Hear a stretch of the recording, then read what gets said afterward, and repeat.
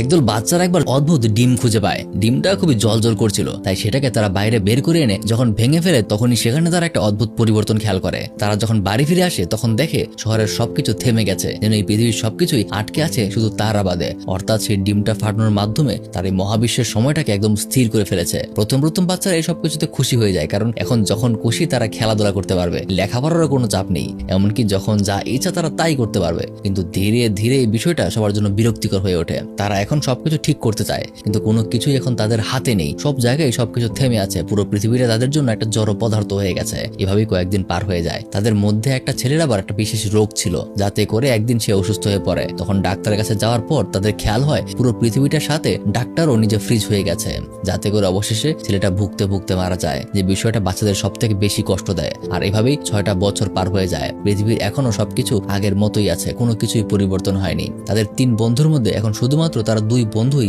এই থেমে যাওয়া পৃথিবীতে এখনো টিকে আছে। তাদের মধ্যে এখন কোনো উদ্দেশ্য নেই, কোনো লক্ষ্য নেই। বেঁচে থাকার শেষ ইচ্ছাটুকু যেন তাদের মধ্যে আর বাকি নেই। কিন্তু একদিন যখন এক বন্ধু মাটিতে শুয়ে আকাশের দিকে তাকিয়েছিল, তখন সে আকাশের চাঁদের গায়ে কিছু পরিবর্তন দেখতে পায়, যার দেখে তার মনে আশা জেগে ওঠে। কারণ চাঁদের মধ্যে যেহেতু পরিবর্তন হচ্ছে, হয়তো আর সবকিছু ঠিক হয়ে যাবে। তাই এই সুখবরটা দেওয়ার জন্য তার বন্ধুকে পাগলের মতো সে খুঁজতে শুরু করে। এক সময় তাকে খুঁজতে খুঁজতে সে তাদের সময় কাটানোর একমাত্র জায়গাটায় যায়। আর ওখানে গিয়ে বুঝতে পারে তার বন্ধু নিজের জীবনের কাছে হেরে গিয়েছে। কিছুক্ষণ আগেই সে এখান থেকে সমুদ্রের পানিতে ঝাঁপ দিয়ে নিজেকে শেষ করে দিয়েছে, যার কারণে এবার সে নিজেও বেঁচে থাকার শেষ আশাটাও হারিয়ে ফেলে। সেও তার বন্ধুর মতো ওখান থেকে পানিতে ঝাঁপ দেয়। আর পানির গভীরে যেতে যেতে সে এক সময় তার বন্ধুর ডেড বডির সামনে চলে আসে। আর কিভাবে যেন অলৌকিকভাবে ওই সময়টাতে সে সাগরের পাড়ে এসে পৌঁছায়। তখনই সেখানে জঙ্গলের মধ্যে একটা ছোট্ট মেয়ের সাথে তার দেখা হয়। আর হ্যাঁ, এই মেয়েটা অন্য কেউ নয়, এটা তারই ক্লাসমেট। মূলত গল্পের শুরুতে এখানে তারা মোট 4 জন এসেছিল। আর যখন তারা ওই ডিমটাকে ফাটিয়েছিল, তখন এই মেয়েকে তারা 3 জন এই জঙ্গলেই ফেলে চলে এসেছিল। তারা মনে করেছিল হয়তো সে বাড়ি ফিরে গেছে, কিন্তু তখনও সেই জঙ্গলেই ছিল।